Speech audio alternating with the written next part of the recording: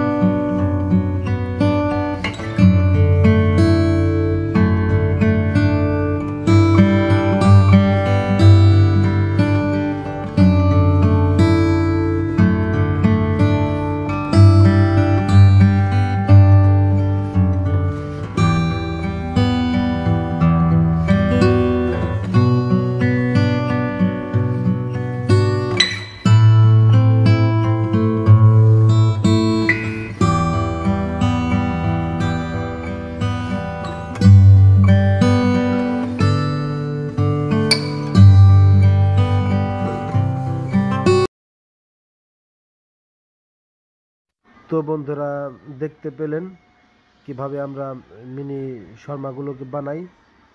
আসলে আমরা সবগুলো একসাথে চিকেন ভালো করে রেডি করে, চিকেনের সাথে মায়োনেজ, তাহিনা, ভেজিটেবল এসব একসাথে মিক্স করে, তারপর আমরা এই ব্রেডের ভিতরে রেখে এগুলোকে প্যাক করি।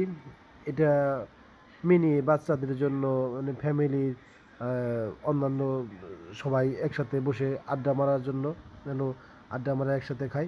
তো বন্ধুরা, আরও নিত্য নতুন ভিডিও পেতে অবশ্যই চ্যানেলটি সাবস্ক্রাইব করবেন, পাশে থাকবেন।